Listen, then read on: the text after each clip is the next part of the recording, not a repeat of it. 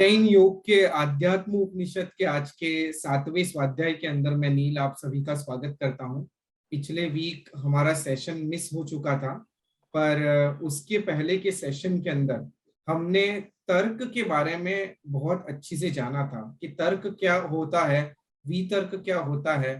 और उसके अंदर हमने ये जाना था कि आगम के अंदर प्रयुक्त जो तत्व ज्ञान है वो शायद हमें समझ में ना आ सके, ऐसा हो सकता है। इसीलिए हमारे पास आगमानुसारी तर्क शक्ति होनी चाहिए जिससे हम उसे सिद्ध कर सके। और साथ ही साथ ये भी देखा था कि जो तर्क है वो अप्रतिष्ठित है। मीन्स तर्क के द्वारा अतीन्द्रिय पदार्थ का बोध कभी भी नहीं हो सकता, अनुभूति कभी भी नहीं हो सकती। शायद थोड़ा समझ में आ सकता है पर अनुभूति नहीं हो सकती। आज के स्वाध्याय में हम इससे आगे की बात जानेंगे। मैं स्वागत करता हूं पंडित वर्य आदरणीय प्रोफेसर जितेंद्र सर का जैन योग के इस मंच के ऊपर। प्रणाम जीतू भाई। प्रणाम। अपने हम लोग महोपाध्याय यशोविदय जी विरचित अध्यात्म उपनिषद ग्रंथ का स्वाध्याय कर रहे हैं। महोपाध्याय यशोविदय जी के ग्रंथों का स्वाध्याय करने का अवसर मिलना भी अपने आप में एक बहुत बड़ी पुण्य की निशानी है, पुण्य का कार्य है। स्वाध्यायात मां प्रमदितव्यम, स्वाध्याय में प्रमाद नहीं करना चाहिए, ऐसा शास्त्र घोष है। अर्थात निरंतर स्वाध्याय करते रहना चाहिए। उसमें भी अध्यात्म के ग्रंथों का स्वाध्याय करने का अवसर मिलना अपने आप में, जैसा मैंने पहले बताया, पुण्य की निशानी है। महोपाध्याय यशोविदय जी के प्रस्तुत ग्रंथ में अध्यात्म की बात करते हुए उन्होंने बहुत ही स्पष्ट कहा कि पंचाचार का पालन करना अध्यात्म है। पंचाचार का पालन यानी ज्ञानाचार, दर्शनाचार, चारित्राचार, तपाचार और वीर्याचार। सबसे पहले ज्ञानाचार को रखा। ज्ञान का हमें स्वाध्याय का पुरुषार्थ करना चाहिए। ज्ञान से ही हमें सत असत, हेय उपादेय आदि विवेक बुद्धि का विस्तार होता है। जब विवेक बुद्धि जागृत हो जाते हैं तो हमारे कार्य सुचारू रूप से होने लगते हैं। सबसे पहले ज्ञानाचार आदि की बात कही, वो भी आत्महित के लक्ष्य को रखकर ही पंचाचार का पालन सही अध्यात्म है।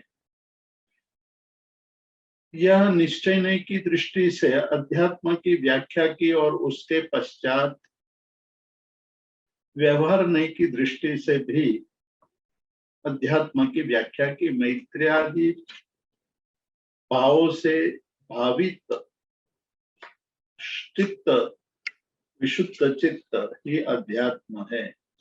मैत्री आदि भावों से युक्त ये निरंतर हमारे जीवन में मैत्री आदि का भाव रहना चाहिए। निर्मल चित्त होना चाहिए, वही अध्यात्म है। ये सारी बातें हम बहुत विस्तार से देख चुके हैं। पिछले स्वाध्याय में हमने आगम और उपपत्ति यानी तर्क, उसके द्वारा अतीन्द्रिय पदार्थों के बोध की बात कही थी। संसार के पदार्थों में एक अतीन्द्रिय पदार्थ है, एक इंद्रिय गम्य पदार्थ है। इंद्रिय गम्य पदार्थ का मतलब है कि हम इंद्रियों के द्वारा जिसका बोध कर सकते हैं वो सारे पदार्थ इंद्रिय। जिसका बोध इंद्रियों के द्वारा नहीं हो सकता है केवल अनुभूति के द्वारा जिसका बोध हो सकता है या शास्त्र वचनों के द्वारा जिसका बोध हो सकता है, वो सारे अतीन्द्रिय पदार्थ है। यहाँ उपाध्याय यशोविजय जी कहते हैं कि हमें बोध तो होना चाहिए, लेकिन वो बोध कैसे हो सकता है? आगमोपपत्तिश्च आगमश्च उपपत्तिश्च संपूर्ण दृष्टि लक्षणम। संपूर्ण दृष्टि का लक्षण क्या है? आंख है हमारे पास, चर्म चक्षु है, चर्म चक्षु से हम पदार्थ को देखते हैं, वो इंद्रिय गम्य पदार्थों को देखते हैं। इंद्रिय गम्य पदार्थों को देखना नहीं माना गया है, क्योंकि चर्म चक्षु से ही केवल देखने वाले इस संसार के अंदर भटक रहे हैं, भ्रमित हो रहे हैं। इसलिए चर्म चक्षु से जो पदार्थ का बोध होता है, वो बोध वास्तविक नहीं होता है। अंतर चक्षु से जो बोध होता है वही सही बोध है। अंतर चक्षु जागृत होनी चाहिए, अंतर चक्षु खुलने चाहिए। तो यहाँ महोपाध्याय यशोविजय जी संपूर्ण दृष्टि लक्षण की बात करते हुए कहते हैं कि संपूर्ण दृष्टि का लक्षण क्या है? आगम और तर्क, आगमोपपत्तिश्च, आगम और अनुमान, इन दो के द्वारा हम अतीन्द्रिय पदार्थों का भी बोध कर सकते हैं। अतीन्द्रियाणाम अर्थानाम सद्भाव प्रतिपत्तये। अतीन्द्रिय पदार्थों के सद्भाव की स्वीकृति के लिए आज हमारा जीवन इतना आगे निकल चुका है, बहुत सारे बातों को हमने केवल प्रत्यक्ष गम्य को ही मानने की स्थिति में आ गए हैं। पूर्व काल में षड दर्शन और अन्य दर्शन, या हम कह सकते कि वैदिक दर्शन और अवैदिक दर्शन, या आस्तिक दर्शन और नास्तिक दर्शन जैसे भेद दर्शन के किए जाते थे। यहाँ भी दर्शन शब्द का अर्थ है अतीन्द्रिय पदार्थों का जिसके द्वारा बोध हो सकता है, वो पथ, वो दर्शन है। अतीन्द्रिय पदार्थों के दर्शन के बारे में जो भारतीय चिंतकों ने परिश्रम किया है, भारतीय चिंतकों ने जो बहुत बड़ा पुरुषार्थ किया है, वैसा पुरुषार्थ विश्व के अन्य कोई संस्कृति में हमें देखने नहीं मिलता है। आत्मा की बात करते हैं हम, आत्मा को जानना चाहिए, ऐसी बात हम करते हैं। तब कई लोग ये कहते हैं कि आत्मा यदि होता तो दिखाई देता, आत्मा है नहीं इसलिए दिखाई नहीं देता है। तो आत्मा नहीं है उसकी सिद्धि के लिए अलग अलग तर्क देते हैं। तर्क रोचक भी है।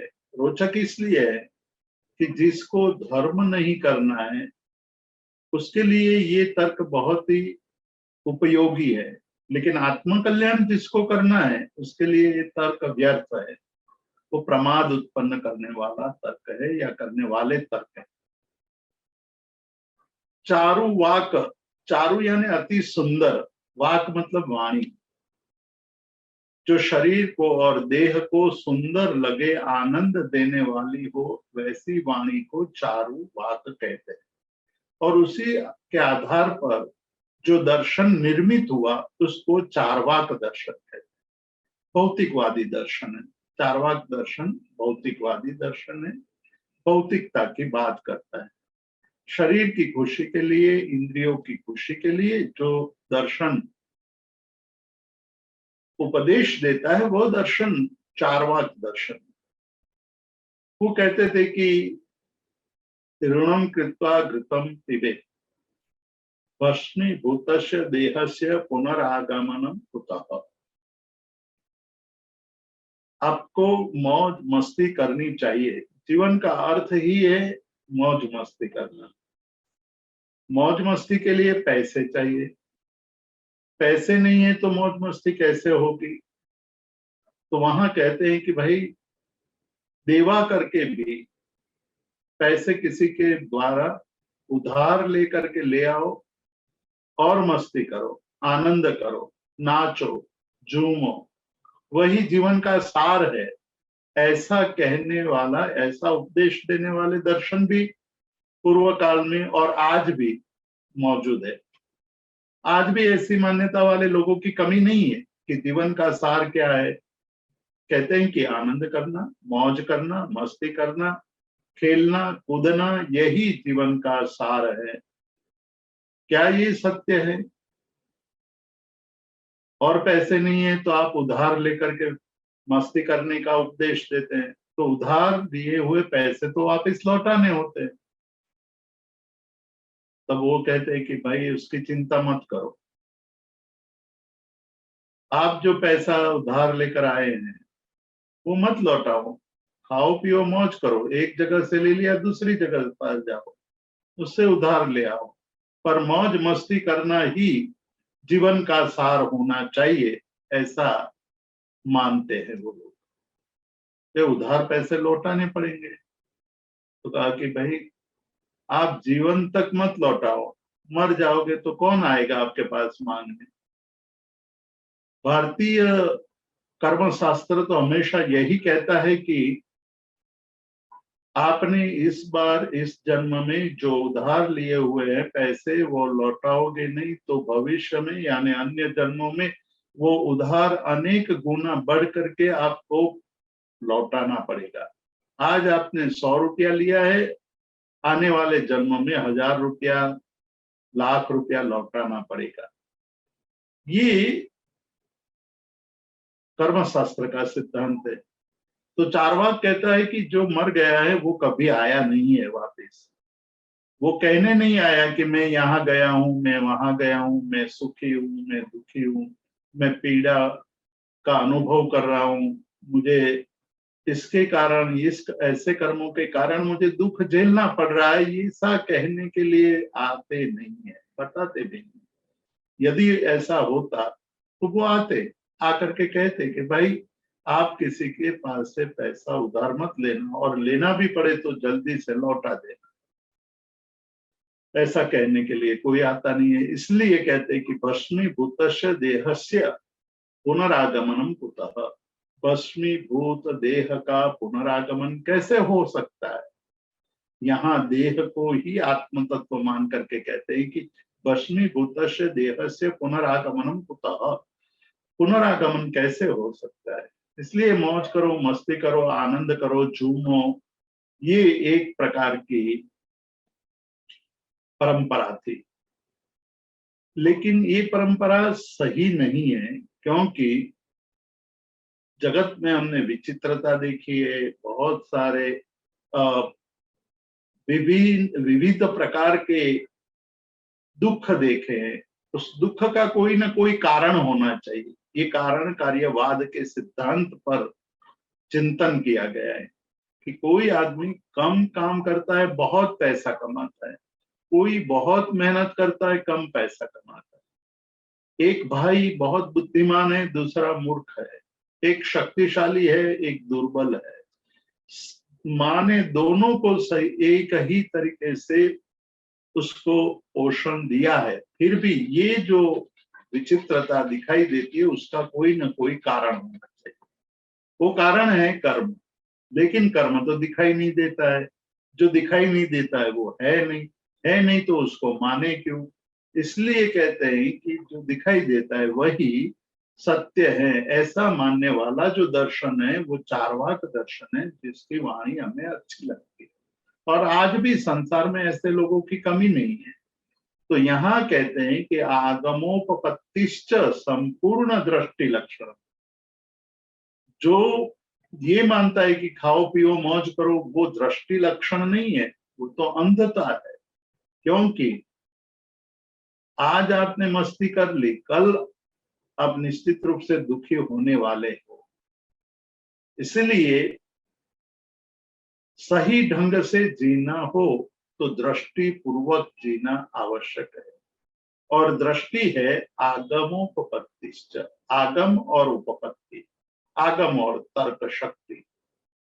आगम का अर्थ है जो आप्त पुरुष है, उस आप्त पुरुषों के वचन। आप्त वो है जो सर्वज्ञ है। सर्वज्ञ वह है जिन्होंने राग और द्वेष को जीत लिया है। मैं और आपके वचन आप्त वचन नहीं है। संसार में एक परंपरा निश्चित है कि पुरुष विश्वासे वचन विश्वास। पुरुष पर विश्वास हो जाता है तो वचन पर भी विश्वास होने लगता है। जब पुरुष पर, पुरुष का मतलब एक व्यक्ति, वो स्त्री भी हो सकती है, पुरुष भी हो सकता है, उसके वचन, उस पर हमें भरोसा हो जाए तो उसके वचन पर अपने आप भरोसा होने लगता है। उसके लिए हमें कोई युक्ति प्रयुक्ति की जरूरत नहीं रहती है। उसी तरह जिन्होंने राग और द्वेष को जीत लिया है, जिसमें राग नहीं है, द्वेष नहीं है, ऐसे पुरुष का वचन सत्य है। ऐसे वचन को ही आगम कहा है। राग द्वेष और मोह यानी अज्ञान का नाश कर दिया है, संपूर्ण नाश कर दिया है। वैसे पुरुष सर्वज्ञ या वितराग होते हैं। और वितराग पुरुष के वचन आप्त वचन, आप्त पुरुष भी कह सकते हैं और उनके वचन को आप्त वचन, सर्वज्ञ वचन। सर्वज्ञ का वचन ही आगम बनता है। आगम अर्थात वो सामान्य शब्दों नहीं है, सामान्य वाक्य नहीं है। इसीलिए आगम के प्रत्येक वाक्यों में बहुत ही गहन शास्त्रीय रहस्य छिपे पड़े हैं। आगम के वाक्यों का अर्थ करने के लिए हमारे पास अनेक विषयों का ज्ञान, गुरु की निष्ठा, शास्त्र का बोध, ये सब आवश्यक है। तब हम आगम के वाक्यों का सही सही अर्थ निकाल सकते हैं। तो आप्त पुरुषों के वचनों की ये गरिमा है कि उसके वचन वितराग के वचन है। उस वचन पर विश्वास, वो वचन क्या है जो हम नहीं देख पाते हैं, वो वितराग परमात्मा ने कहा है। जैसे आत्मा को हम देख नहीं पाते, कर्म को हम देख नहीं पाते, पुण्य और पाप जैसे पदार्थों का हमें दृष्टि से, आंखों से देखना हमारे लिए मुश्किल है। तो यहाँ संपूर्ण दृष्टि लक्षणम, संपूर्ण दृष्टि का लक्षण क्या है वो बताते हैं। वो कहते हैं कि परमात्मा के वचन का स्वीकार कर लेना। वचन पर स्वीकार, वचन पर विश्वास करने से बहुत सारी समस्याओं का समाधान हो जाता है। जो पदार्थ हम देख नहीं पाते हैं उसका स्वीकार अपने आप हो जाता है। वितराग पुरुष, आप्त पुरुष ने जो कहा है उसमें कभी भी मिथ्यात्व का संभव नहीं है। ये विश्वास, ये भाव जब आगे बढ़ता है मन में, तब वही शब्दावली निकलती है कि तमेव सच्चम निसंकम जम जिणे पवेयम।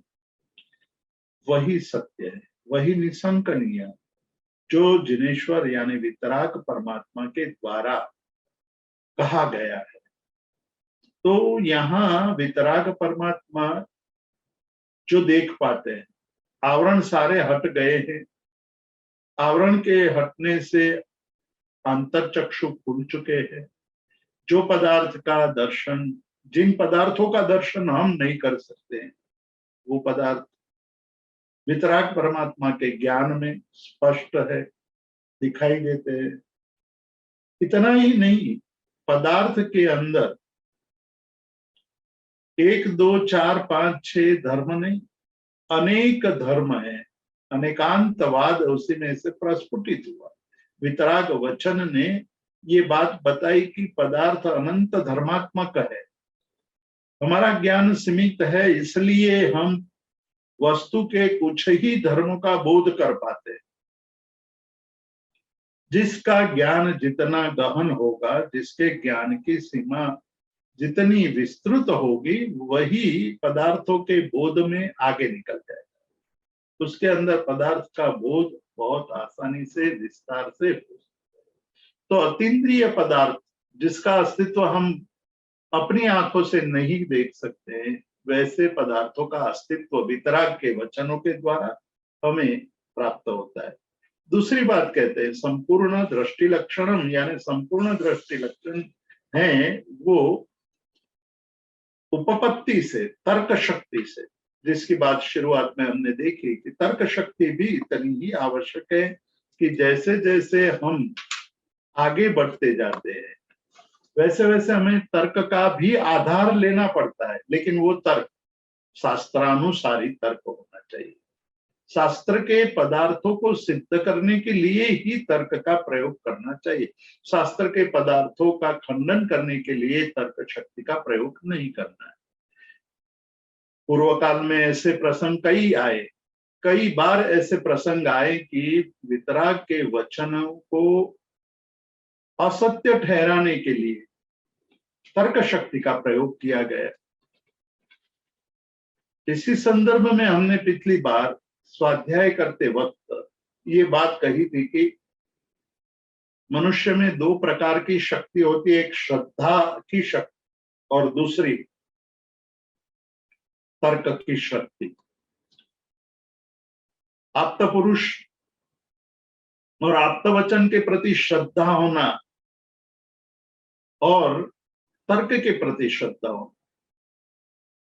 तर्क अप्रतिष्ठित है, तर्क आज जो बात कहता है कल वो बात खंडित हो सकती है। एक बुद्धिमान पुरुष जिस बात की सिद्धि करता है वही बात की असिद्धि, यानी वही बात का खंडन उससे ज्यादा तर्क शक्ति वाला पुरुष कर देगा। तो तर्क से कोई वस्तु की सिद्धि असिद्धि करना कठिन नहीं है, किंतु केवल तर्क शक्ति से यदि हम पदार्थ को खोजने जाएंगे, अतीन्द्रिय पदार्थों की सिद्धि करने की कोशिश करेंगे तो हम भटकते रहेंगे। इसलिए यहाँ कहते हैं कि संपूर्ण दृष्टि लक्षण तो वही है कि जिसमें आगम और उपपत्ति, आगम और अनुमान दोनों, आगमश्च उपपत्तिश्च संपूर्ण दृष्टि लक्षण, संपूर्ण दृष्टि लक्षण वही है और उसी का हमें अतीन्द्रियाणाम अर्थानाम सद्भाव प्रतिपत्ति, अतीन्द्रिय अर्थों के सद्भाव की प्रतिपत्ति के लिए उसका प्रयोग करना चाहिए। अब आगे चल करके उपाध्याय यशोविदय जी ये कहते हैं कि अंतरा केवल ज्ञानम, केवल ज्ञान के बिना, ये बात इसलिए कह रहे हैं कि आज तो कोई आप्त पुरुष है ही नहीं, आज कोई सर्वज्ञ अभी वर्तमान में उपस्थित नहीं है, तो उसके वचन को हम कैसे स्वीकार करें। जब उसका ही विरह है तो वचन का भी विरह हो गया, जो वचन का विरह हो गया इसलिए हम क्या कर सकते हैं। तो उसका जवाब देते हुए कहते हैं कि अंतरा केवल ज्ञानम, केवल ज्ञान के बिना छद्मस्ता खलु अचक्षुष, बहुत ही मार्मिक बात कह रहे हैं कि छद्मस्त है वह अचक्षुष है। अचक्षुष मतलब कि जिसके चक्षु अब है नहीं, अंध है। किस लिए अंध कहा है? केवल ज्ञान नहीं है इसलिए। छद्मस्त है इसलिए। छद्मस्त शब्द बहुत ही अद्भुत शब्द है, हमारा परिचय कराने वाला यह शब्द है कि आज हम जिस अवस्था से गुजर रहे हैं वो अवस्था हमारी छद्मस्त है। छद्म यानी छद्म वेश से, छिप करके। स्थ मतलब बैठा हुआ है, हमारे अंदर हमारे दोष, हमारे कषाय, हमारे कर्म छद्म रूप से मतलब छिप करके बैठे हैं, आज हमें नहीं दिखाई दे रहे हैं, लेकिन कब कैसे वो जागृत हो जाएंगे, कब हमें परेशान करने लगेंगे, वो हमें पता नहीं है। इसलिए हमें हमेशा अप्रमत्त दशा का अभ्यास करना चाहिए, हमें हमेशा जागृत रहने की कोशिश करनी चाहिए, हमें हमेशा अप्रमत्त प्रमाद रहित होने का अभ्यास करना चाहिए। यहाँ कहते कि अंतरा केवल ज्ञानम, केवल ज्ञान के बिना छद्मस्ता खलु अचक्षुषः, छद्मस्त जो होते हैं वो चक्षु रहित है, अंध है। हस्त स्पर्श समम शास्त्र ज्ञानम तत् व्यवहार कृत। अब हमारे पास चक्षु नहीं है, अंध है, अंध है तो कैसे जीवन जी पाएंगे। अंध भी दो प्रकार के हैं, प्रज्ञा चक्षु जिसको हम कहते हैं, जिसके जन्म से ही आंख नहीं है, या जन्म के समय आंख थी और बाद में अंध हो गए, दोनों आंखें चली गई, दोनों आंखों से देखने का जो उसकी शक्ति थी वो नष्ट हो गई है। शक्ति नष्ट होने के कारण वो देख नहीं पा रहे, देख नहीं पा रहे, फिर भी जीवन चल रहा है। तो एक जो अंध पुरुष एक प्रकार के होते हैं, वो अंध होते हुए भी अपना सारा व्यवहार कुशलता पूर्वक करते हैं, बहुत कुशलता पूर्वक। जो देखने वाले व्यक्ति जिस प्रकार का व्यवहार करते हैं उससे भी अधिक सजगता से व्यवहार करते हैं प्रज्ञा चक्षु, जिसके आंख नहीं है वो। यहां मैं एक विशेष रूप से बात कहना चाहता हूं कि एक पंडित सुखलाल जी नाम के बहुत बड़े विद्वान हो गए, बहुत ज्यादा समय नहीं हुआ है, विगत 50 साल में वो हो गए। 50 साल पहले एक अद्भुत व्यक्ति 18, 15, 16 साल की उम्र में आंखें चली गई। उसके बाद उपाश्रय में आते जाते रहे, आंखें चली गई थी और कुछ देख नहीं पाते थे। उन्होंने सोचा कि मुझे कुछ करना चाहिए। उपाश्रय में जाते थे, वहां शास्त्र श्रवण करते थे, स्तवन चैत्य बंधन रटते थे। एक बार अपने गांव में धर्मसूरी नाम के आचार्य आए। उन्होंने कहा कि मैं काशी जा रहा हूं, बनारस जा रहा हूं, वहां जाकर के एक बहुत बड़ा विद्यालय स्थापित करने वाला हूं। ये बात उनके मन में थी। धर्मसूरी काशी पहुंचते हैं और वहां पहुंच करके यशो विजय जी जैन पाठशाला की स्थापना करते हैं। 100-150 साल पुरानी बात है। जब पाठशाला की स्थापना हो गई, ये सुखलाल नाम का युवक सोचता है कि किस तरह मैं बनारस पहुंच जाऊं। बनारस पहुंचते हैं, किसी तरह पहुंच गए, बनारस पहुंच करके अभ्यास करते हैं। कलिकाल सर्वज्ञ हेमचंद्राचार्य विरचित सिद्ध हेम शब्दानुशासन की बृहद वृत्ति, यानी बड़ी टीका, यानी कि बड़ा ग्रंथ जिस पर उन्होंने कमेंट्री लिखी है, वो बड़ी कमेंट्री। उस बड़ी कमेंट्री के श्लोक, टोटल श्लोक 18,000 है। 18,000 श्लोक ये पंडित सुखलाल जी ने रट लिए। एक आश्चर्य की बात है, जिसके पास आंख नहीं है, जो देख नहीं पाते हैं, फिर भी 18,000 श्लोक पढ़ लेते हैं। विद्यार्थी आते थे, उनके पास आते थे, उनसे सुन लेते थे, सुन करके उसको धारण कर लेते थे, धारण करके स्वाध्याय करते थे। जीवन के अंत तक ये 18,000 श्लोक उनको याद थे। और भी बहुत सारे श्लोक याद थे, केवल 18,000 श्लोक ही याद थे ऐसा नहीं था, अन्य बहुत सारे श्लोक याद थे। तो पंडित सुखलाल जी कहा करते थे कि मैंने जीवन में ये 18,000 श्लोक याद कर लिए। कोई आदमी उनको मिलने आते थे तो बाहर से ही वो बोल देते थे कि ये आदमी आ रहा है, उनके लिए ये लाओ, ये बनाओ, वो बनाओ। जो देखने वाले आदमी को तो पता भी नहीं होता था कि वो कैसे पहचान लेते हैं। उनके पैरों की आवाज से, उनके गंध सुगंध से उनको पता लग जाता था। तो यहाँ चक्षु नहीं होने पर भी इतना कुशलता पूर्वक जीवन का व्यवहार वो कर लेते थे। उनका कारण क्या? यहाँ कहते कि जब आंखें चली जाती हैं और कुशल जो प्रज्ञा चक्षु होते हैं वो अन्य इंद्रियों के द्वारा भी अपना कार्य चला लेते, उनके लिए वो कठिन नहीं होता है। यहाँ कहते हैं कि हस्त स्पर्श समम, जिसके आंख नहीं है, चक्षु नहीं है, तो अन्य इंद्रियों के द्वारा उनके सारे व्यवहार चलते हैं और हमारे से ज्यादा अच्छी तरह चलते हैं। उसी तरह भले ही केवल ज्ञान नहीं है, अंतर चक्षु नहीं है, मतलब क्या संपूर्ण चक्षु, संपूर्ण कर्मक्षय होने के बाद संपूर्ण चक्षु की जागृति होनी चाहिए, वो अभी नहीं हुई है, तो कोई चिंता की बात नहीं है।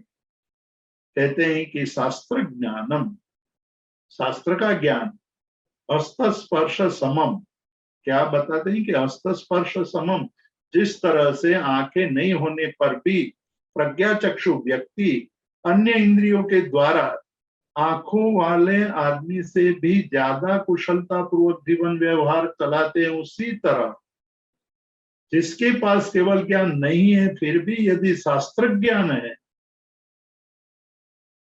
वो अच्छी तरह जीवन जी लेते हैं, कर्मक्षय की दिशा में आगे बढ़ सकते हैं, आत्मोत्थान की दिशा में आगे बढ़ सकते हैं, आत्म कल्याण की दिशा में आगे बढ़ सकते हैं।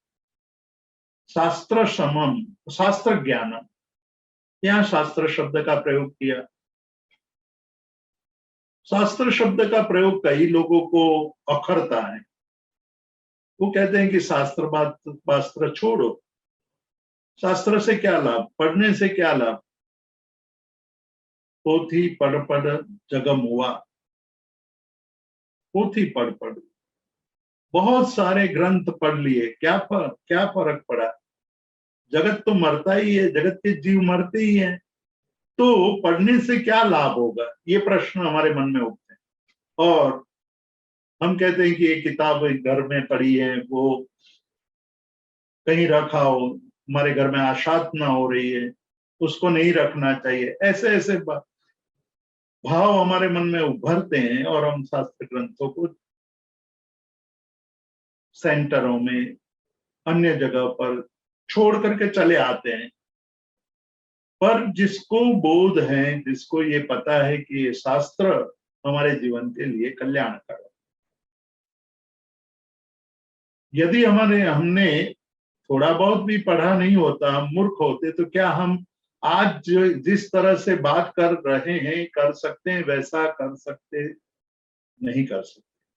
आज हम जिस तरह से बात कर रहे हैं, व्यवहार कर रहे हैं, उस ज्ञान के आधार पर हुआ, वो एक प्रकार का शास्त्र था। लेकिन अब हम उस बुद्धि के आधार पर अन्य शास्त्र जो हमारे आत्म कल्याण के लिए उपयोगी हैं, ऐसे विशिष्ट शास्त्रों का अध्ययन करके हमारी आंतरिक चक्षु को, अंतर चक्षु को जागृत करने में उसका उपयोग कर सकते हैं। तो एक तरफ कई लोग होते हैं शास्त्राभ्यास करने की बात उड़ा देते हैं, तर्क द्वारा कहते हैं कि शास्त्र में क्या पढ़ा है, साधना करो, एक जगह पर बैठ करके करो।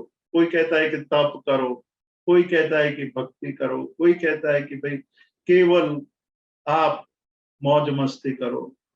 ये बहुत सारे मत हैं, बहुत सारे अलग अलग प्रकार के चिंतन है इस संसार में। यही तो संसार है, उसमें से सर्वश्रेष्ठ मार्ग कौन सा है, उसको चुनना ही बुद्धिमानी का काम है। तो यहाँ उपाध्याय यशोविजय जी कहते हैं कि शास्त्र ज्ञान वो हस्त स्पर्श समझ ज्ञान है। जैसे अंध पुरुष के लिए अन्य इंद्रियों के द्वारा जो बोध होता है वो बोध सटीक बोध होता है। उसी तरह जिसके पास केवल ज्ञान नहीं है, उसके पास केवली कथित, केवली द्वारा कहे गए वचनों का संग्रह जिसमें किया गया है, बस शास्त्र ग्रंथ तो है ही है। वो शास्त्र ग्रंथ हमें पढ़ने चाहिए, उसका अभ्यास करना चाहिए।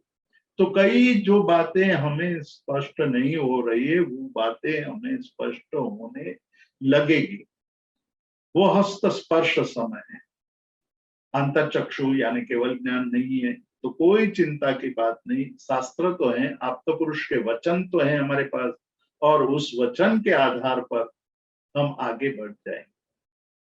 हमने पिछली बार कहा था, समदर्शी आचार्य हरिभद्र सूरी के जीवन की बात कही थी। समदर्शी आचार्य हरिभद्र सूरी अपनी पूर्वावस्था में बहुत बड़े पंडित, राजपुरोहित थे। राजा भी जिसको सम्मान देता था। प्रखर बुद्धि के धनी थे, प्रखर ज्ञाता थे, महापंडित थे। लोग उसको महाज्ञानी मान करके उसकी पूजा करते थे। ये महाज्ञानी के मन में भी एक संशय था कि मैं कोई ऐसा पदार्थ सुनूं, कोई ऐसी बात सुनूं जो मेरे समझ में ना आए, और जो मुझे समझा दे उसका मैं शिष्य बन जाऊंगा। बना वैसा ही। एक बार विचरण करते हुए साध्वी के शब्द को सुना। उस शब्द को सुन करके उनके मन में ये बात आई कि ये बात तो समझ में नहीं आ रही है। गए, वो पूछा। साध्वी जी ने कहा कि हमारा तो आचार है कि हम पुरुषों को पढ़ाते नहीं है, हमारी मर्यादा है। आप हमारे गुरु के पास जाओ। गुरु के पास गए, गुरु के पास जाकर के पढ़ते हैं, गुरु के शिष्य बन जाते हैं। उसके बाद कहते हैं, परमात्मा को अपनी अनुभूति बताते हुए कहते हैं, परमात्मा को अपनी बात कहते हुए कहते हैं कि हे परमात्मा, आपके शास्त्र नहीं मिले होते मुझे तो हम तो अनाथ बन करके इस संसार में घूमते रहते। शास्त्रों का ये महत्व, ये महात्म्य उन्होंने बताया हमें कि शास्त्र में क्या क्या पढ़ा है। बहुत सारे रत्न पड़े हुए हैं। अंदर जो डूबता है, अंदर जो गोता लगाता है, उसको वो रत्न मिलते हैं।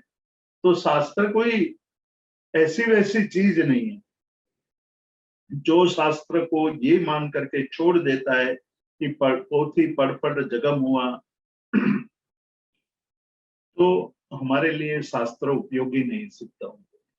लेकिन यदि हम शास्त्र को श्रद्धा पूर्वक पढ़ेंगे तो अंदर से हमें रत्न ही प्राप्त होंगे, और उस रत्न से हमारे जीवन का कल्याण होगा, आत्म कल्याण होगा। और आत्म कल्याण के दृष्टि से हम जब आचार का पालन करते हैं तो अध्यात्म अपने आप पनपने लगता है। तो यहाँ शास्त्र ज्ञान की बात महोपाध्याय यशोविजय जी कहते हैं।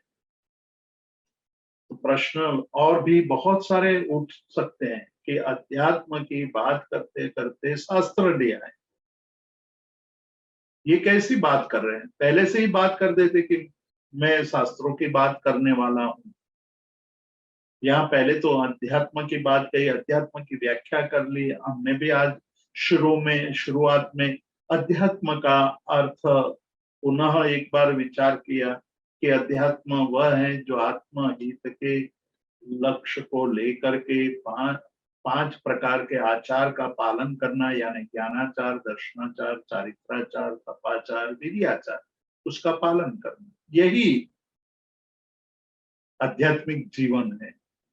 तो ऐसे जीवन को आगे बढ़ाते हैं, ऐसे जीवन की बात करते हैं। उसके जगह पर शास्त्र ले आए, शास्त्र का महात्म्य बताया कि शास्त्र वो हस्त स्पर्श समझ ज्ञान है। हम तो अंधे हैं, अतीन्द्रिय पदार्थ हम देख नहीं पाते हैं। अतीन्द्रिय पदार्थ देखने के लिए हमारे अंदर जो शक्ति चाहिए वो शक्ति नहीं है। अतीन्द्रिय पदार्थ हमें कोई पूछे तो हम बता नहीं सकते, और हमने भी नहीं देखा है, अनुभूति के विषय हैं, अनुभूति तक अभी पहुंचे नहीं है, तो हमारे लिए भी अतीन्द्रिय पदार्थ अगम्य ही है। तो ऐसे अगम्य पदार्थों के स्वरूप का बोध कैसे होगा, ये सबसे बड़ी बात है। तो कहते हैं कि शास्त्रों के द्वारा, आप्त पुरुषों के वचनों के द्वारा ही हमें जो अगम्य पदार्थ है उसका बोध हो सकता है। अब उसी बात को और ज्यादा स्पष्ट करते हैं, बहुत ही सुंदर दृष्टांत दे करके बात करते हैं। दृष्टांत हम पहले ले लेंगे जिससे बात को हम सूक्ष्मता से समझ सके। एक भील की बस्ती होती है, उस भील की बस्ती में एक नायक, भीलों का नायक है। भीलों का काम है जंगल में से पसार होने वाले अलग अलग स्वार्थ को लूटना, व्यक्ति को लूटना, हिंसा करना और अपने जीवन का निर्वाह करना, ये भीलों का कार्य है। जंगल, पहले के जमाने में जंगल से गुजरना पड़ता था, बड़े बड़े सार्थ लेकर के लोग साथ में चलते थे। साथ में चलने का मुख्य कारण यही था कि रास्ते में ऐसे भील लोग लूट ना ले। बहुत सारे लोग होते तो उनका सामना करने में आसान रहता, और बहुत लोगों को देख करके भील लोग डर जाते थे, इसलिए साथ में निकलते थे। साधु भगवंत भी विहार सार्थ में करते थे, और अलग अलग लोग यात्रा करने के लिए भी सार्थ में जुटते थे। ऐसा करते करते सार्थ बहुत बड़ा हो जाता था। तो सार्थ में जाने वाले को लूट करके ये भील लोग अपने जीवन निर्वाह करते थे। एक बार ये भील के नायक को ये छत्र चाहिए था। छत्र, वहां एक गुरु थे, जंगल में एक गुरु रहते थे, उनके पास मोर के पिच्छ का, मोर के पंख का छत्र, बहुत ही सुंदर छत्र था। वो छत्र चाहता था ये भील का नायक, लेकिन उनको पहले से ये शिक्षा दी गई थी कि गुरु के पैरों को स्पर्श नहीं करना चाहिए। मतलब कि उनको पैर छूना, मतलब अपना पैर उनको नहीं छूना चाहिए, दोष का कारण बनता है। इसलिए वो गुरु की हमेशा मर्यादा रखता था कि कहीं गलती से भी उनको पैर छू ना जाए। अब चाहिए था छत्र, छत्र के लिए गुरु के पास गया कि भाई मुझे वो छत्र दो, मुझे बहुत अच्छा लगता है। गुरु ने मना कर दिया कि नहीं भाई, मैं छत्र नहीं दूंगा, मुझे भी अच्छा लगता है, मुझे भी चाहिए। तो भील नायक ने अपने आदमियों को कहा कि जाओ तुम और उनके पास जाकर के झूठ में जाओ और उनको डराओ और कहो कि भाई हमें छत्र दे दो। सब लोग गए तो गुरु ने मना कर दिया कि भाई नहीं, मैं तो नहीं दूंगा छत्र, मुझे चाहिए ही चाहिए। डरे भी नहीं और छत्र दिया भी नहीं। और इन लोगों को नायक ने ये आदेश दिया था कि गलती से भी तुम्हारे पैर गुरु को छू न ले, ये ध्यान रखना, किंतु छत्र मुझे भी चाहिए, छत्र ले आओ। एक तरफ गुरु के प्रति विनय का भाव है, दूसरी तरफ उनको छत्र चाहिए। तो ये भील के आदमियों ने तीर मार करके गुरु को मार डाला और छत्र ले लिया। गुरु ने, भील के नायक ने फिर अपने आदमियों को पूछा कि भाई आपने गलती से भी गुरु को तो छुआ नहीं था ने? तो कहा नहीं नहीं, हमने छुआ नहीं, दूर से ही हमने उनको तीर मार करके हत्या कर ली और ये छत्र ले आए। एक तरफ विनय की बात करते, दूसरी तरफ गुरु की हत्या करते हैं और जो चाहिए वो कर लेते हैं। तो यहाँ दो बात महत्वपूर्ण बात है कि एक तरफ आपके शुद्ध आचार की भावना भी है और दूसरी तरफ शास्त्र का मानना भी नहीं है। तो क्या वो आचार, शुद्ध आचार का पालन वो मान्य किया जाएगा या नहीं, उसका उत्तर यहां देते हैं कि शुद्धोच्छाद्यापि शास्त्राज्ञा निरपेक्ष नो हितम। आत्महित नहीं होता है। आप केवल शास्त्र से निरपेक्ष शुद्ध भोजन ग्रहण करते हैं तो उससे हित नहीं होगा। शास्त्र सापेक्ष हमारा व्यवहार होना चाहिए। आनंदगंज जी महाराज अनंतनाथ भगवान के स्तवन के अंदर बहुत ही अच्छी, बहुत ही सरल भाषा में यही बात बहुत सरल भाषा में हमारे सामने रखते हैं। वो कहते हैं कि वचन निरपेक्ष व्यवहार झूठ हो गयो, वचन सापेक्ष व्यवहार साचो। वचन यानी वितराग परमात्मा के वचन, उससे निरपेक्ष मतलब उसको छोड़ करके जो व्यवहार भले ही शुद्ध हो, अत्यंत शुद्ध हो, तो भी वो व्यवहार, वो आचार, वो व्रतादि का पालन असत्य है, झूठा है। वो ये कहें कि मैं भगवान के वचन को नहीं मानता हूं, लेकिन उन्होंने कहे हुए आचार का मैं पालन करता हूं, तो उसको आप क्या कहोगे?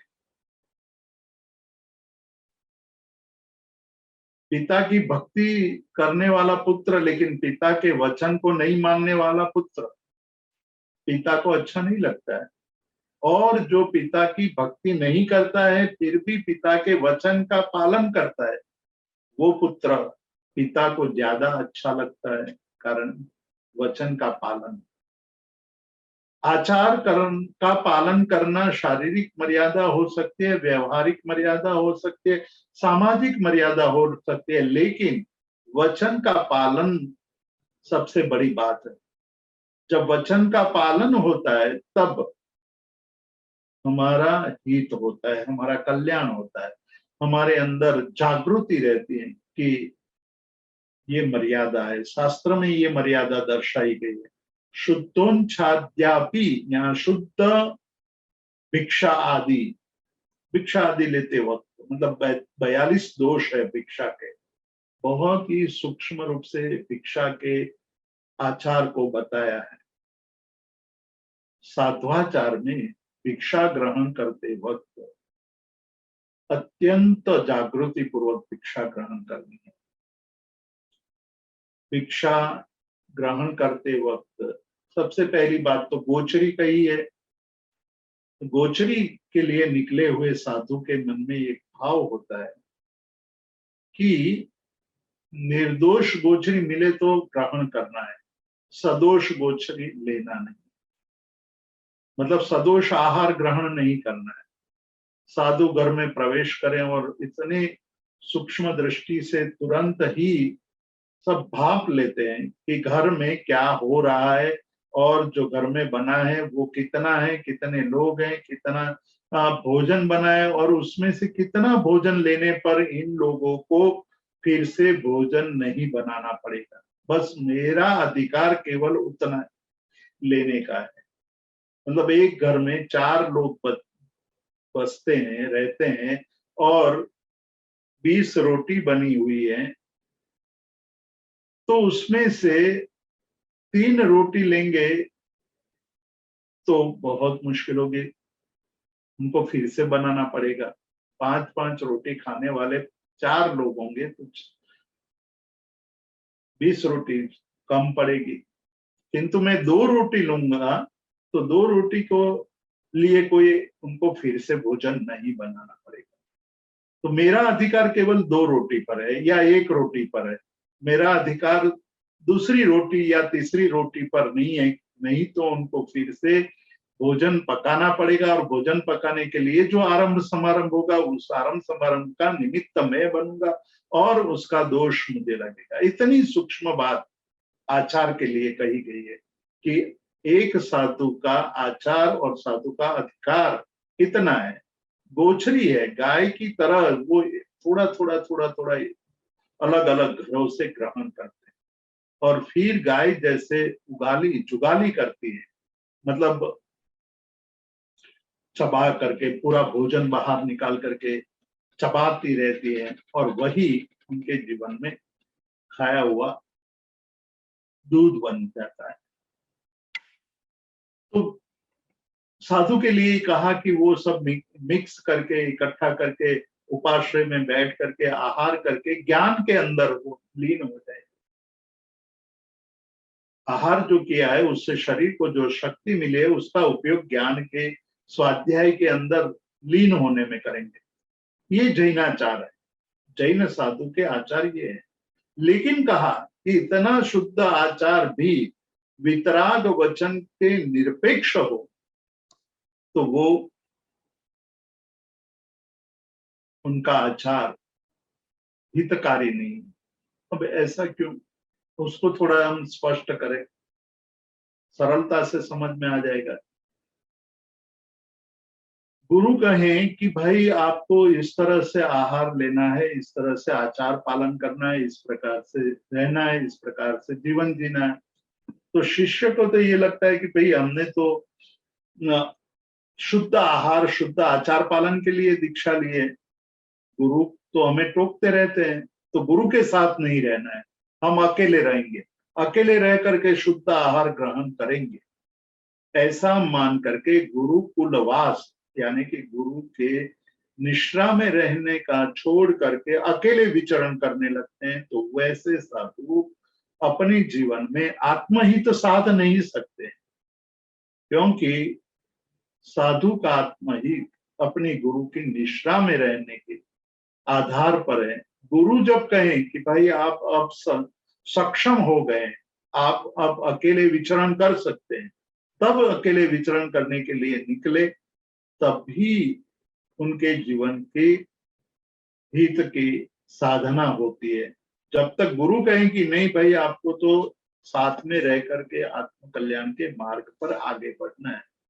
तो यहाँ जिस तरह से भील नायक ने अपने आदमियों को आदेश दिया था कि गुरु की आशातना नहीं होनी चाहिए, लेकिन हमें मोर पिच्छ का छत्र चाहिए, और मोर पिच्छ के छत्र के लिए गुरु को मार दिया, और उन लोगों ने ये सोचा कि भाई हमने तो कोई आशातना नहीं की, कोई पाप नहीं किया और छत्र ले आए, तो मूल आदमी को तो मार देते हैं, मूल तत्व को हम मार दें और शुद्ध आचार का पालन करें, तो उससे आत्म कल्याण यानी आत्महित नहीं होता है। इसीलिए यहाँ कहा कि शास्त्राज्ञा निरपेक्ष आचार हमारे जीवन का कल्याण नहीं कर सकता है। हमारा जीवन का कल्याण तो शास्त्र आज्ञा सापेक्ष होना चाहिए, शास्त्र आज्ञा अनुसार होना चाहिए। हर बार हमें ये सोचना चाहिए कि शास्त्र आज्ञा क्या है, अब उसके लिए क्या करना चाहिए, ये भी हमें सोचना चाहिए कि हर रोज प्रत्येक क्रिया करते वक्त अभ्यास ये करना है कि मैं शास्त्राज्ञा अनुसार जीवन जी रहा हूं, शास्त्राज्ञा अनुसार कार्य कर रहा हूं या नहीं कर रहा हूं। शुरुआत में प्रारंभ में बहुत दिक्कत होगी कि हर बार हम ऐसा कैसे सोच सकते हैं। ये बात सही भी है कि ऐसा सोचने का अवसर निकालना बहुत मुश्किल हो जाता है, लेकिन एक बार आपने संकल्प कर लिया कि प्रत्येक कार्य करने से पहले मैं अपने आप को पूछूंगा कि ये शास्त्राज्ञा सापेक्ष है या शास्त्राज्ञा निरपेक्ष है, तब पता चलेगा कि ये शास्त्राज्ञा निरपेक्ष है, ये तो केवल मेरी देह आज्ञा के सापेक्ष है। देह आज्ञा कर रहा है कि खा लो, मन आज्ञा कर रहा है, मन की आज्ञा कर रहा है कि भाई ये खा लो, मौज कर लो, फिर नौकर वाले गिन लेना, फिर जाप कर लेना, फिर प्रतिक्रमण कर लेना, फिर सामायिक कर लेना, तो उसको धर्म नहीं कहते। पहले करने से पहले अपने आप को पूछो कि भाई मैं कर जो रहा हूं वो मन की आज्ञा है, देह की आज्ञा है कि शास्त्र की आज्ञा है, किसकी आज्ञा के अनुसार मैं कार्य करने जा रहा हूं। ये अपने आप एक ब्रेक लग जाएगी कि नहीं, मुझे इस तरह से खाना तो खाना ही है, लेकिन खाना खाते वक्त भाव बदल जाएगी कि मैं अपने शरीर को भाड़ा दे रहा हूं। खाना वही खा रहे हैं, भाव बदल जाते हैं। एकमात्र प्रश्न अपने आप को पूछने से, अपने आप स्वयं को एक प्रश्न पूछते हैं कि मैं ये कर रहा हूं वो शास्त्राज्ञानुसार है कि नहीं, मैं जो सोच रहा हूं वो शास्त्राज्ञानुसार है कि नहीं। तो यहाँ कहते हैं कि शुद्धोच्छाद्यापि, इतनी सूक्ष्म आचार के पालन की भावना रहते हुए भी यदि शास्त्राज्ञा निरपेक्ष है तो कार्य नहीं होता। इसीलिए एक बहुत ही सुंदर बात जैन धर्म में कही गई है, सूत्र कृतांग सूत्र में बात कही है, कहा है कि वितराग परमात्मा ने कोई भी जगह पर एकांत से सर्वथा निषेध नहीं किया है और सर्वथा विधान भी नहीं किया है। जो सत्य है, जो जिस समय जैसा करना चाहिए वैसा करने का आदेश दिया है, मतलब सत्य का पक्ष लेकर के जीने की बात कही। सर्वथा विधान और सर्वथा निषेध नहीं, अर्थात एकांत से कुछ भी नहीं कहा है। अनेकांतवाद का अनुसरण आचार में भी किया है कि अवसर के अनुसार गोचरी में ध्यान रखना चाहिए। अवसर के अनुसार मतलब साधु अपने अपने निश्रा में रहने वाले, छोटे साधु हो, वृद्ध साधु हो, रोगी साधु हो, तो उनकी भक्ति करनी चाहिए। और भक्ति करने के लिए सदोष गोचरी लानी पड़े तो वो लाने का निषेध नहीं किया है। वहां ये सोच ले कि हमें तो गोचरी निर्दोष गोचरी लानी है और मैं निर्दोष गोचरी लाऊंगा, लेकिन इन साधु के लिए मैं दोष का वहन नहीं करूंगा। मरते हो तो मरने दो, लेकिन मैं गोचरी तो शुद्ध ही लाऊंगा। तो वो शास्त्राज्ञा निरपेक्ष गोचरी हो गई। उससे आत्महित, खुद का हित नहीं होगा, दूसरे का भी हित नहीं होगा। तो ये बहुत ही सूक्ष्म बात कही है कि हमारा आचार हमेशा शास्त्राज्ञा सापेक्ष, शास्त्र की आज्ञा के सापेक्ष ही होना चाहिए, शास्त्राज्ञा निरपेक्ष नहीं होना चाहिए। तो यहाँ जो पहले प्रदीप भाई ने एक प्रश्न पूछा था, उनका एक थोड़ा सा जवाब आया कि शास्त्र की आज्ञा, उसके अनुसार हमारा जीवन होना चाहिए। शास्त्राज्ञा निरपेक्ष जीवन जीना नहीं है। शास्त्राज्ञा क्या है वो अभी और भी आगे बताने वाले हैं। महोपाध्याय यशो विजय जी शास्त्र की भी व्याख्या करने वाले हैं कि कौन से शास्त्र का पठन करना चाहिए, कौन से शास्त्र का पठन नहीं करना चाहिए। वो इसलिए वो बहुत ही महत्वपूर्ण मानते हैं कि आप जब सुवर्ण खरीदने जाते हैं, सोना खरीदने जाते हैं या हीरा खरीदने जाते हैं, मूल्यवान चीज खरीदने जाते हैं, तो बहुत ही परीक्षा करते हैं। वैसे ही घर में ले उठा करके घर में नहीं ले आते हैं। हम जाते हैं तो पहले पूछते हैं कि इसका कितने कैरेट का है, कैसा है, उसमें कोई ऐप तो नहीं है, नहीं उसमें कोई दाग नहीं है, उसका मूल्य कितना है, उसके मूल्य का मुझे रिटर्न कितना मिलने वाला है, कल को मुझे बेचना पड़े तो मुझे मैं जो खर्च कर रहा हूँ उतना ही पैसा मिलेगा या कम पैसा मिलेगा या ज्यादा पैसा मिलेगा। ये सारी बातें हम बहुत ही सूक्ष्मता से चिंतन करके खरीदते हैं। तो शास्त्र भी वैसा ही है कि जब आप शास्त्र पढ़ते हैं तो चिंतन करो कि ये शास्त्र मेरे आत्महित में उपयोगी है कि नहीं। ये कोई नॉवेल पढ़ने जैसी बात नहीं है। अपने आत्मा के कल्याण के लिए हम समय निकाल रहे हैं। हमारे लिए समय बहुत ही महत्वपूर्ण है और शास्त्र की संख्या तो बहुत लंबी चौड़ी है। तो उस समय चुनौती करना, चुनौती करके उसका अध्ययन करना, वो बहुत ही महत्वपूर्ण है। लेकिन आज के इस श्लोक में, 11वें श्लोक में जो महत्वपूर्ण बात महोपाध्याय यशो विजय जी कहते हैं कि हमारा प्रत्येक आचार शास्त्राज्ञा से सापेक्ष होना चाहिए, शास्त्राज्ञा से निरपेक्ष नहीं होना चाहिए।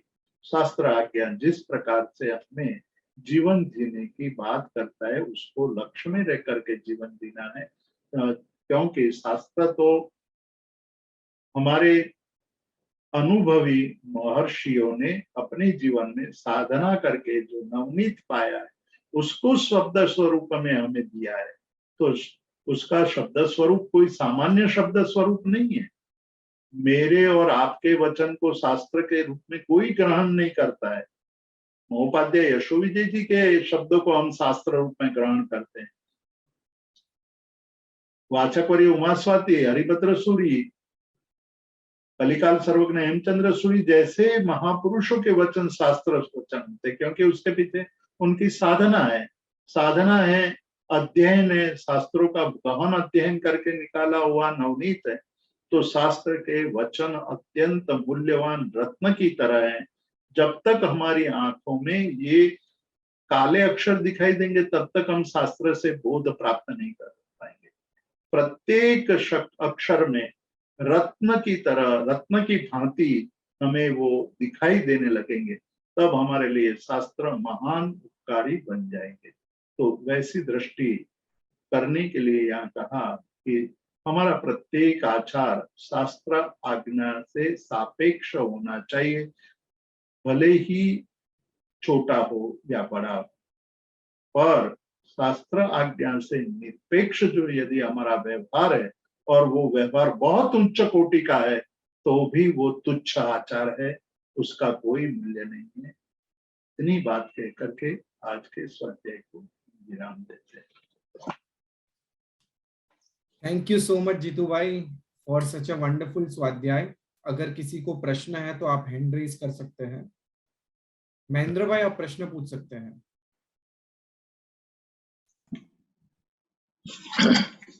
प्रणाम जितेंद्र भाई। जी प्रणाम। आज के स्वाध्याय में आपने शास्त्र आज्ञा सापेक्ष और निरपेक्ष की बात तो कही, तो वो धर्म अनुष्ठान में कैसे समझना चाहिए? क्योंकि धर्म अनुष्ठान हम शास्त्र आज्ञा से ही समझते हैं, बाद में ही कर सकते हैं, तो वो तो सापेक्ष ही होता है, तो निरपेक्ष कैसे होता है उसमें? बहुत अच्छी बात आपने पूछी है। हमारे पास शास्त्र के अध्ययन का नवनीत नहीं है। हम शास्त्र जानते नहीं है, शास्त्र हमने पढ़े नहीं। ऐसी स्थिति में जो हमारे गुरु, मतलब कि जो शास्त्र ज्ञाता है, उनकी निष्ठा में रह करके उनके बताए हुए मार्ग पर चल करके जो हम साधना करते हैं, धर्म आराधना करते हैं, वो सारी शास्त्र आज्ञा सापेक्ष आराधना मानी जाती है, कही जाती है। दो ही बात याद रखनी, या तो आप गीतार्थ बनो या गीतार्थ की निष्ठा का अनुसरण करो, गीतार्थ की निष्ठा में रहो। यानी कि आप गुरु बन सको तो बहुत बढ़िया, और गुरु नहीं बन सकते हो तो योग्य गुरु के निष्ठा में रह करके साधना करो। क्योंकि गुरु का मतलब ही यही है कि वो निरंतर आपके हित का चिंतन करते हुए आपको मार्गदर्शन देते रहेंगे। तो हमारे पास शास्त्र का ज्ञान नहीं है, पर शास्त्र ज्ञाता गुरु के मार्ग पर चलने का हमारे पास अवसर है। हमारे मन के भाव भी वैसे ही होने चाहिए कि हम शास्त्र को जानने वाले गुरु की निष्ठा में अपने जीवन का वहन करें या अपने जीवन का यापन करें।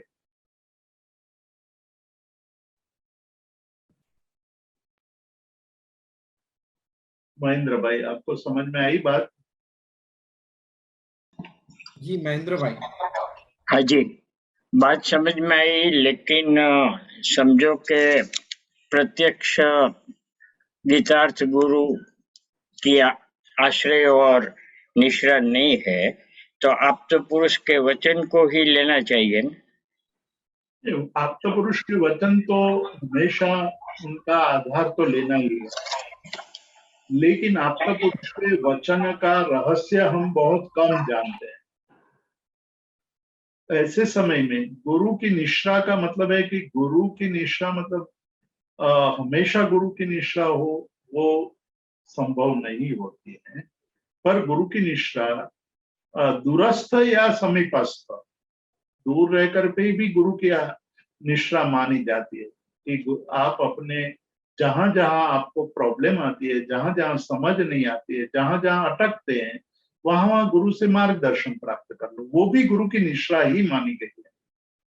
और गुरु ने जो मार्ग बताया उसके अनुसार जीवन जीना है, वो भी गुरु की निष्ठा है।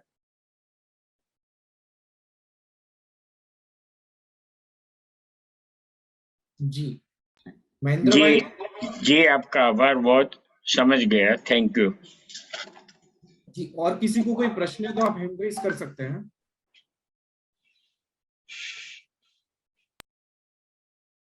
सो आई गेस जीतू भाई, यहाँ हमारे आज के सभी प्रश्न समाप्त होते हैं। बहुत बहुत धन्यवाद करना चाहूंगा जैन योग के इस मंच से आपका कि आप एकदम रोचक और सिंपल लैंग्वेज के अंदर हमें ऐसे गहन विषय का ज्ञान दे रहे हैं। बट आज के सेशन को हम विराम दे उससे पहले हम आज के सेशन की समरी देखेंगे। सेशन की शुरुआत होते ही जीतू भाई ने बहुत सुंदर बात कही कि इस स्वाध्याय में हमें प्रमाद नहीं करना चाहिए, निरंतर करते रहना चाहिए। और जब महोपाध्याय यशो विजय जी महात्मा जैसे महात्मा का ग्रंथ हमें स्वाध्याय करने मिले जो कि अध्यात्म के ऊपर बेस्ड है, वो हमारे पुण्य की निशानी है। और अध्यात्म की पुनः डेफिनेशन बताते हुए निश्चय नहीं से कहा कि आत्महित को लक्ष्य में रखकर पंचाचार का पालन ही अध्यात्म है, और व्यवहार नहीं से बताया कि मैत्रादि भावों से युक्त विशुद्ध चित्त, निर्मल चित्त ही रियल अध्यात्म है। उसके बाद चारवाक दर्शन ये नाम कैसे आया, उसके ऊपर जीतू भाई ने बताया चारुवात यानी अति सुंदर वाणी जो हमें पसंद आए पे जो दर्शन निर्मित हुआ है वो चारवाक दर्शन है। बट जो हमें पसंद आए वैसा, इसको आगे दोहराते हुए जिन्होंने राग द्वेष को जीत लिया है उस पुरुष का वचन सत्य है। यानी हमें पसंद आए वैसा नहीं, पर जिन्होंने राग द्वेष को जीत लिया है उस पुरुष का वचन सत्य है, और उनके वचन को ही आगम कहते हैं, उन्हें आप्त पुरुष कहते हैं, और उनके वचन को आप्त वचन कहते हैं। फिर यहाँ प्रश्न होता है कि आज कोई आप्त पुरुष नहीं है, तब उसके वचन का स्वीकार हम कैसे करें? उनका विरह हो गया तो उनके वचन का भी विरह हो गया। इसी बात को समझाते हुए आज बहुत ही इंस्पिरेशनल स्टोरी हमने पंडित सुखलाल जी के बारे में सुनी कि किस तरह उनको चक्षु नहीं थे, 15-16 साल की उम्र में उनके चक्षु चले गए थे, और फिर भी वो किस तरह अपना व्यवहार चला लेते थे, और दूसरी इंद्रियों के माध्यम से किस तरह उनका व्यवहार चलता था, जिसके अंदर शास्त्रोक्त बात कही कि हस्त स्पर्श सम। और इससे हमें जीतू भाई ने समझाया कि जिस प्रकार एक अंध व्यक्ति आंख ना होते हुए दूसरी इंद्रियों के द्वारा अपना व्यवहार चला लेता है, उसी प्रकार हमारे पास केवल ज्ञान रूपी चक्षु नहीं है, फिर भी शास्त्र ज्ञान है, यानी कि वो हस्त स्पर्श सम है, और अगर शास्त्र ज्ञान है तो उससे हम अच्छी तरह जीवन जी सकते हैं, आत्म कल्याण की दिशा में आगे बढ़ सकते हैं। उसके पश्चात हमने देखा कि अतीन्द्रिय पदार्थ को हमने भी नहीं देखा है, दो हमारे पास शास्त्र ज्ञान है पर फिर भी हमने अतीन्द्रिय पदार्थों को नहीं देखा है, अगम्य है, पर उसके स्वरूप का बोध कैसे होगा। और इसी बात को आगे बढ़ाते हुए जीतू भाई ने कहा कि उनका बोध हमें आप्त पुरुष के वचन के द्वारा ही होगा, और आप्त पुरुष की गैर हाजिरी में गुरु की निश्रा और अन्य शास्त्रों का बोध, अन्य विषयों का ज्ञान बहुत ही आवश्यक है उसके अर्थ को करने के लिए, जिसमें हमने एक बहुत सुंदर भील की स्टोरी भी सुनी कि किस तरह उसके मन में शुद्ध आचार की भावना थी, पर शास्त्राज्ञ निरपेक्ष उसका आचार था, कि किस तरह उसने गुरु की हत्या कर ली, मूल तत्व को मार दिया और शुद्ध आचार का पालन किया पर मूल तत्व को मार दिया। इसी बात को समझते हुए हमने बहुत सुंदर बात समझी कि शुद्ध आचार की भावना है पर अगर शास्त्र आज्ञा के निरपेक्ष आचार है तो वो हमारा कल्याण नहीं कर सकता है। जिसमें उन्होंने आनंदगंज जी महाराज साहब के स्तवन की बात को कोट किया कि वचन सापेक्ष व्यवहार ही सच्चा है, वचन निरपेक्ष व्यवहार झूठा है। सर्वज्ञ के वचन का पालन होता है तब ही हमारा कल्याण होता है। इस तरह हमने आज का स्वाध्याय किया। अब अगले स्वाध्याय के लिए पुनः हम लोग अगले सोमवार को मिलेंगे। तब तक के लिए हम विराम लेते हैं। जगत के सभी जीवों का कल्याण हो, जगत के सभी जीवों का मंगल हो, जगत के सभी जीव हमारे मित्र हैं, कोई भी हमारा वैरी नहीं, इस भावना के साथ प्रार्थना। अणु परमाणु शिव बनी जाओ, अखा विश्व नु मंगल थाओ, सर्वे जीवो मोक्षे जाओ। खामे में सव्व जीवे सव्वे जीवा खमंतु में, मित्ति में सव्व भूवेसु वैरम मज्जन केणै, सर्वथा सौ सुखी थाओ, पाप ना कोई आचरो, राग द्वेषति मुक्त बनीने, समता सौ समाचरो।